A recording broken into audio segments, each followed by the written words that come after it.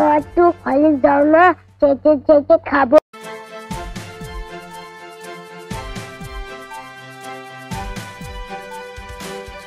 বিধায়ক অভিনেতা সোহম চক্রবর্তী, তার বিরুদ্ধে আবার অভিযোগ উঠেছে একটি রেস্তোরাঁর মালিককে পিটিয়ে দেওয়ার। ঠিক আছে, এটার এমন কি অস্বাভাবিক ব্যাপার? তৃণমূলের নেতা একটা হোটেলের মালিককে পিটিয়ে দিয়েছে, এটা আবার কোনো খবর? এটা নিয়ে একেবারে তুমুল হইচই চলছে। সোহম চক্রবর্তী আবার স্বীকার করে নিয়েছেন 4-5টা চড়থাপ্পড় দিয়েছি, কিন্তু তাতেও এখন অবধি পুলিশ কোনো ব্যবস্থা নেয়নি। উল্টে জিজ্ঞাসাবাদ করার জন্য ওই হোটেল থেকে একজন কর্মীকে পুলিশ জিজ্ঞাসাবাদের জন্য নিয়ে গেছে এবং মনে করা হচ্ছে যে এই হোটেল মালিকের বিরুদ্ধে হয়তো ব্যবস্থা নেওয়া হবে। বাংলার মেয়ে সরকার চলছে না, যে সরকারটাকে আপনারা বেছে নিয়েছেন। এবারেও 2024-এর লোকসভা ভোটেও যে দলটাকে আপনারা সবচেয়ে বেশি ভোট দিয়েছেন, তাদের দলের বিধায়ক কাউকে পিটিয়ে দিয়েছে। এ কি এমন কাজ? পুলিশ ব্যবস্থা নেবে? আমাদের পুলিশ নেপাল থেকে অপরাধী ধরে আনতে পারে, এমন নয় যে তারা অপদার্থ। আমাদের পুলিশ সব পারে। কলকাতা পুলিশ যথেষ্ট পরিশ্রমী, বুদ্ধি আছে, সবকিছু করতে পারে। তারা নেপাল থেকে দুষ্কৃতী ধরে আনতে পারে। কিন্তু দুঃখের বিষয় শুধু আমাদের রাজ্যে কেউ অন্যায় করলে, আর সে যদি তৃণমূলের নেতা হয়, তার বিরুদ্ধে ব্যবস্থা নিতে পারে না, কারণ নবান্নের 14 তলা থেকে অনুমতি আসে না। কি হয়েছে সবটা শোনাবো আপনাদের এই গুরুত্বপূর্ণ প্রতিবেদন শেষ অবধি দেখুন। আমি মানব, দ্য নিউজ বাংলায় আপনাদের স্বাগত জানাচ্ছি। বাচ্চা নায়ক এখন বড় হয়ে গেছেন। সেই চেটে চেটে হলডিক্স খাওয়া সোহম চক্রবর্তী এখন হয়ে গেছেন অভিনেতা, আবার তৃণমূলের বিধায়ক, চণ্ডীপুরের বিধায়ক তিনি। যেটুকু খবর পেয়েছি আমরা, একটি রেস্তোরাঁর কাছে শুটিং চলছিল রেস্তোরাঁতে, এবং সেখানে একেবারে রেস্তোরাঁর সামনে অভিনেতা বিধায়ক তার নিজের গাড়ি, সিকিউরিটির গাড়ি দাঁড় করিয়ে দিলেন। রেস্তোরাঁর মালিক নাম কি? আনিসুল আলম। যে আনিসুল আলম যে ধর্মের মানুষ, সেই ধর্মের মানুষ এবারে তৃণমূলকে একেবারে হুলিয়ে ভোট দিয়েছে। 30% ভোটই তৃণমূলের ব্যাংকে গেছে, এটা এবার একবারে প্রমাণিত হয়ে গেছে। সেই আনিসুল আলম রেস্তোরাঁর মালিক, তিনি এই সিকিউরিটি গার্ড যারা ছিলেন সোহম চক্রবর্তী, তাদেরকে বললেন আপনারা গাড়িটা এখান থেকে সরান, সামনে গাড়ি রেখেছেন, আমার অন্যান্য গেস্টরা আসবে, গাড়িটা প্লিজ পার্কিং এ রাখুন। ব্যাস, এই হচ্ছে অপরাধ। তৃণমূলের নেতা, তার উপরে আবার অভিনেতা, তার গাড়ি একেবারে রেস্তোরাঁর সামনেই থাকবে, পার্কিং এ কেন যাবে? তাহলে আর তৃণমূলের নেতা হয়ে লাভটা কি, যদি গাড়ি যদি সামনেই না থাকবে? রেস্তোরাঁর মালিক আনিসুল আলমকে পিটিয়ে দিল সোহমের নিরাপত্তা রক্ষীরা, এবং তারপরে এই হুড়োহুড়ি শুনে, আওয়াজ শুনে শুটিং ছেড়ে সোহম চক্রবর্তী চলে এলেন সেখানে তিনিও এসে 2-4 গা দিয়ে দিলেন রেস্তোরাঁর মালিক আনিসুল আলমকে, এবং পরে তিনি স্বীকার করলেন যে হ্যাঁ, 3-4টে চড়থাপ্পড় দিয়েছি, আমাকে বাজে কথা বলছিল এবং অভিষেক বন্দ্যোপাধ্যায়কে বাজে কথা বলেছে। যখন বুঝে যাচ্ছেন যে এটা গুন্ডাগিরি হয়ে গেল, বিতর্ক উঠতে পারে, তখন কাকে টেনে আনলেন? অভিষেক বন্দ্যোপাধ্যায়কে। রেস্তোরাঁর মালিক আনিসুল আলম নাকি অভিষেক বন্দ্যোপাধ্যায়কে গালাগাল করেছেন, তাই তিনি উত্তম মধ্যম দিয়েছেন। অভিষেককে গালাগাল করেছে কি করেনি সেটা তো পরের প্রশ্ন। সোহম চক্রবর্তী তৃণমূলের নেতা, বিধায়ক, তার কি এই ক্ষমতা হয়ে গেছে তিনি যে কোনো মানুষকে পিটিয়ে দিতে পারেন? পুলিশ কি তার বিরুদ্ধে কোনো ব্যবস্থা নেবে? সোহম চক্রবর্তী কি বলছে আগে শুনিনি। যার বিরুদ্ধে অভিযোগ উঠেছে সেই রাজপুত্র তৃণমূলের নেতা, তার বিরুদ্ধে কি অভিযোগ আগে শুনিনি, তিনি কি বলছেন আগে সেটা শুনিনি, অভিযুক্তের কথাই আগে শুনি। শর্ট দিচ্ছি, হঠাৎ করে খুব চিল্লা চেঁচামেচি দেখছি। তারপর আমি যেটুকু দেখলাম যে আমার যারা পুলিশ স্টাফরা যারা রয়েছেন ওদের সঙ্গে রীতিমতো দুজন মানে ধাক্কাধাক্কি করছে, মারামারি করছে। তো খুব স্বাভাবিকভাবেই শর্টটা হয়ে যাওয়ার পর আমি নিচে আসি, কী হয় জিজ্ঞেস করি, এবং আমি জিজ্ঞেস করি যে কী হয়, কী হয়েছে কি, এবং দুম করে এরকম পুলিশ স্টাফ অন ডিউটি যারা রয়েছে তাদের গায়ে হাত, এবং এরকম একটা হটকারিতার সিচুয়েশন। তো মালিককে বলি, সে তো তার গরম উদ্ধত না আসা করে হাত পাড়ে, তখন তাকে বলি যে, এবং যেটা সব থেকে শুনলাম যে সে কে এমএলএ আমার জানার দরকার নেই, আমাকে কিস্তি করেছে, এবং সবথেকে বড় কথা সেটা হচ্ছে আমার অভিষেক বন্দ্যোপাধ্যায়কে কিস্তি করেছে। যখন এটা শুনলাম তখন মাথাটা গেছে গরম হয়ে, তখন তাকে বুঝিয়েছি সে কে। ঠিক আছে, মোটামুটি এইটুকুই। বাট বাদবাকি এমন কিছু হয়নি যে এখানে এরকমভাবে এদের উদ্ধত, এদের ব্যবহারটাই সেটা চরমভাবে আমাদেরকে আকর্ষিত করেছে। দাদা, আপনি নাকি তাকে মারধর করলেন, মালিককে এমনটাই বললো তিনি। হ্যাঁ, সে তো করেছি। দেখো, গালাগালি করবে উল্টোপাল্টা ভাবে, ঠিক আছে, এবং সর্বোপরি অভিষেক বন্দ্যোপাধ্যায়কে নিয়ে গালাগালি করবে, হ্যাঁ, সেটা তো মানা যায় না। তো যাই হোক, মোটামুটি করেছি, 2-4টে চর মেরেছি, প্রথমে একটা ধাক্কা মেরেছি, করেছি, একটু বলছি। টিভির পর্দায় একরকম দেখি, আজকে কি এটা রিয়েল দেখা গেল নিউ টাউনে? দেখো সেরকম তো নয়, টিভি পর্দায় ক্যারেক্টার অনুযায়ী হয়, কিন্তু এক এক সময় সেটা যাই হোক, টিভির পর্দাটা অন্য একটা সত্তা, কিন্তু আলটিমেটলি তো এন্ড অফ দ্য ডে মানুষই, আমাদেরও ইমোশন আছে, আমাদেরও সব কিছুই আছে। সো দ্যাটস ইট, তার প্রতিফলন হয়েছে। লোকাল এমএলএ তাপস চ্যাটার্জি জানিয়েছেন? না, জানাইনি, বলবো এটা ছোটোখাটো বিষয়, লোকাল থানায় জানিয়েছি, অফিসাররা এসেছিলেন, ও তাদেরকে নিয়ে গিয়ে তারা ইনভেস্টিগেট করবে। তৃণমূলের নেতাকর্মীরা এটা থেকে একটা শিক্ষা নিতে পারেন, যাকে খুশি পিটিয়ে দিন, শুধু সেখানে জুড়ে দেবেন যে অভিষেক বন্দ্যোপাধ্যায়কে অপমান করা হয়েছে, ব্যাস। পুলিশের কোনো সাধ্য নেই যে আপনার গায়ে হাত দেবে। তৃণমূল কর্মীরা কিন্তু বিধায়ক অভিনেতা সোহম চক্রবর্তীর কাছ থেকে কিন্তু শিক্ষা নিতে পারেন, যিনি বলছেন ছোট্ট ঘটনা, পিটিয়ে দিয়েছি, 4-5 ঘা দিয়ে দিয়েছি, অভিষেক বন্দ্যোপাধ্যায়কে অপমান করে যেত, কি হয়েছে? অর্থাৎ এই বাংলায় দাঁড়িয়ে একজন তৃণমূলের নেতা এখন যাকে খুশি পিটিয়ে দিতে পারেন, পুলিশ কোনো ব্যবস্থা নেবে না, কারণ নবান্নের 14 সাল থেকে অনুমতি আসবে না।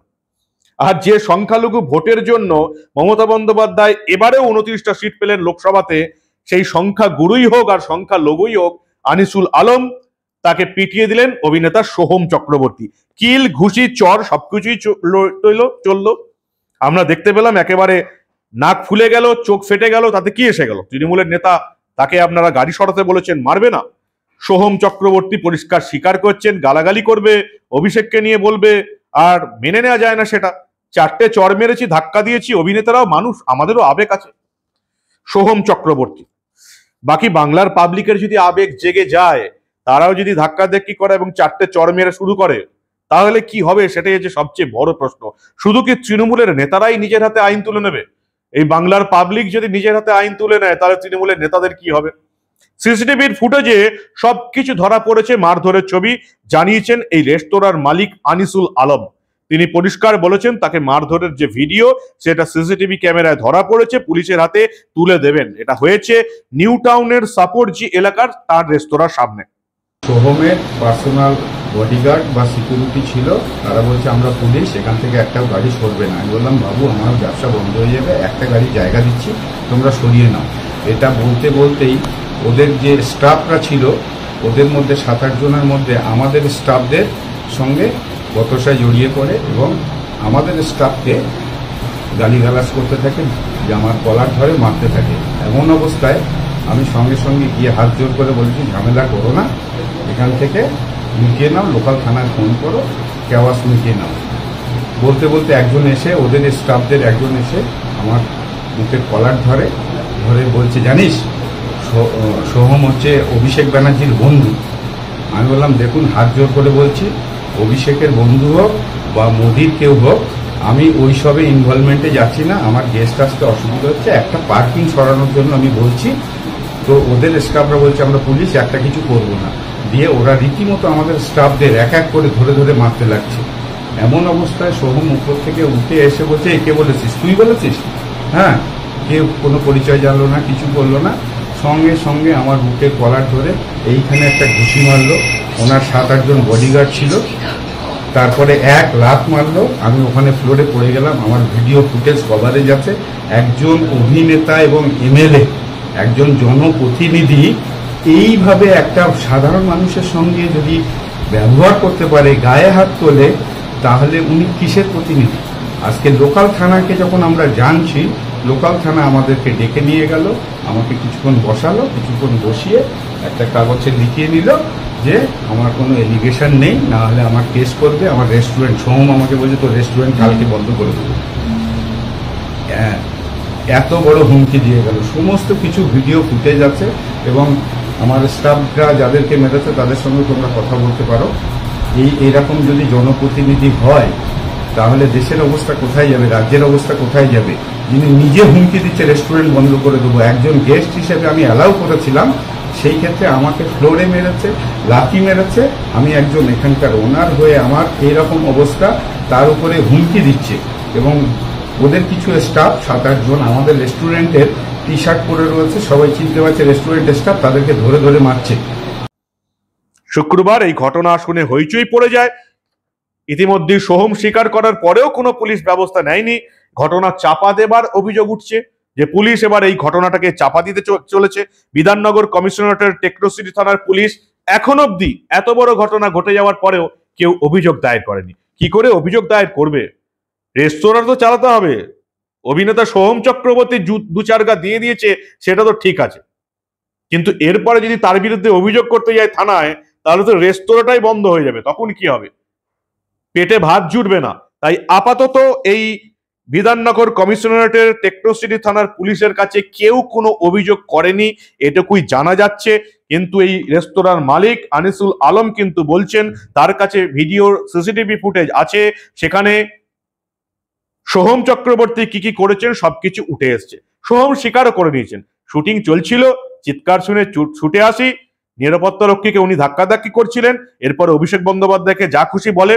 অভিষেক বন্দ্যোপাধ্যায়ের নামটা কি করে এসছে শুনবেন। সোহম চক্রবর্তীর কয়েকজন বন্ধু এই রেস্তোরাঁর মালিক আনিসুল আলমকে এসে বলেন, জানিস একে? অভিষেক বন্দ্যোপাধ্যায়ের বন্ধু, অতএব তার গাড়ি এখানেই থাকবে তোর রেস্তোরাঁর সামনে, গেস্টরা আসবে যাবে, অসুবিধার মধ্যে পড়বে, তাতে কি এসে গেল? তখন এই আনিসুল আলম নাকি বলেছিলেন যে আরে অভিষেক বন্দ্যোপাধ্যায়ের বন্ধুই হোক আর নরেন্দ্র মোদীর বন্ধুই হোক, আপাতত গাড়িটা তো সরান আমার রেস্তোরাঁর সামনে থেকে, নাহলে তো কেউই ঢুকতে বেরোতে পারবে না। এইটা হচ্ছে অপরাধ, যে কেন এরকম বলবে। আর সেটা শোনার পরেই সোহম চক্রবর্তী পিটিয়ে দিলেন রেস্তোরাঁর মালিক আনিসুল আলমকে, স্বীকার করে নিয়েছেন চারটে চড় মেরেছি, ধাক্কা দিয়েছি, তাতে কি এসে গেল, আমাদেরও তো আবেগ আছে। এই হচ্ছে বর্তমান পরিস্থিতি। যে দাদাগিরির জন্য আমরা সিপিএম কে সরিয়েছিলাম, সেই দাদাগিরি এবার দেখাচ্ছে তৃণমূলের নেতারা। 13 বছরে পরিবর্তন তো কিছু হয়নি, সেই আবার সিপিএম জমানা আরো দ্বিগুণ ভাবে ফিরে আসছে। আর এটাই বাংলার মানুষ চান। তাই বাংলার মানুষ সিপিএম জমানার পর সেই একই জমানা দেখতে তৃণমূলকে ভোট দিয়ে চলেছে। কি বলবেন আপনারা? সবটা যে শুনলেন, দেখলেন, আপনাদের মূল্যবান এবং গুরুত্বপূর্ণ মতামত জানান দা নিউজ বাংলার কমেন্ট সেকশনে। আর দেখতে থাকুন দা নিউজ বাংলা। আমরা আবার এই ধরনের কোনো ঘটনা চেপে রাখতে দেব না।